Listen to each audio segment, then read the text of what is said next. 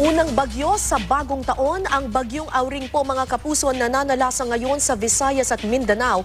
Maapektuhan din kaya nito ang Metro Manila. Alamin natin ang lagay ng panahon mula kay GMA resident meteorologist Nathaniel Cruz. Magandang umaga po, Mang Tani. Magandang umaga, Kara. Mga kapuso, nakataas pa rin ang Tropical Cyclone Warning Signal number 1 ng Pag-asa dyan sa mga probinsya ng Bohol, Siquijor, Negros Provinces. Yan po yung Negros Oriental, Negros Occidental, Southern Leyte, Cebu, kasama na ang Camotes Island. Guimaras, Capiz, Iloilo, southern part ng Antique, dyan po yan sa Visayas. Signal number 1 din sa Camiguin sa Mindanao at dyan sa Cuyo Island naman, sa isla ng Palawan. 4 na beses naglandfall ang bagyong Auring. Una po ay dito sa may Siargao Island, kahapon yan, alas 3. Pangalawa dito sa may Dinagat Island, alas 4 ng hapon. Pangatlo ay dito sa may Panaon Island, Southern Leyte, kahapon din ng alas 6. At kaninang umaga, pang-4, tumama muli yung sentro ng bagyo dyan sa may Ubay, Bohol, 4:45. Sa ngayon, tinatawid ng bagyong Auring ang isla ng Bohol at sa nakalipas na 24 oras, bahagyang humina pero bahagyang bumilis naman ang takbo ng bagyong Auring. Taglay nito ngayon ang lakas ng hangin umaabot sa 45 km per hour malapit sa gitna at bugso na hanggang 75 km per hour. Inasahan na kikilos ito pa west sa bilis na 9 km per hour.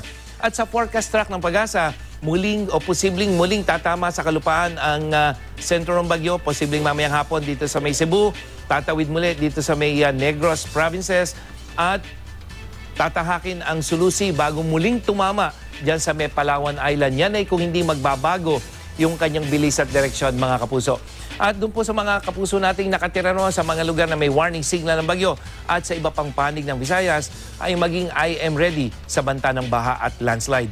Magiging masungit din ang lagay ng mga dagat, sakop naman ng mga isinailalim sa warning signal, maging ang mga baybayin ng Samar, Leyte, hanggang dyan sa may Davao Oriental. Kaya delikado pong pumalaot ang mga may maliliit na sasakyang pandagat. Sa rainfall forecast ng Metra Weather, makakaranas ng maghapong maulang panahon ang halos buong Visayas, Western, Central at Eastern section.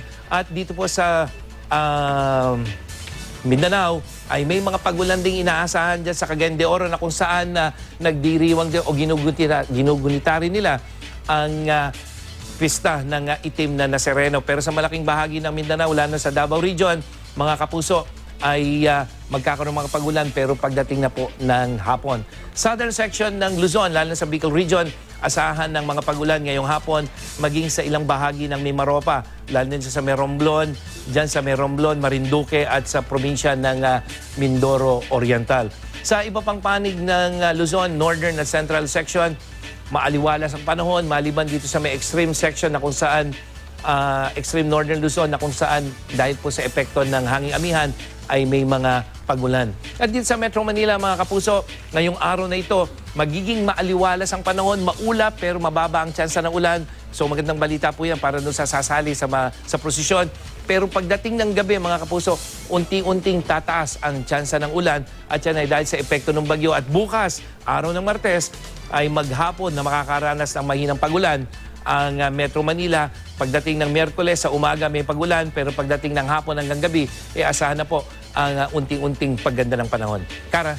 Mang Tani, usually kapag ang storm warning signal ay signal number 1 lang, madaling magpakakampante yung mga tao kasi ay signal number 1 lang naman. Pero ang hindi naintindihan ng mga tao, yung storm warning signal, kung tama po ako, no, ay hangin ang binibilang. So posibleng hindi ganun kalakas ang hangin pero posibleng malakas ang buhos ng ulan. Kaya kanina po nabanggit ninyo, kailangan maghanda pa rin sa mga banta ng landslides.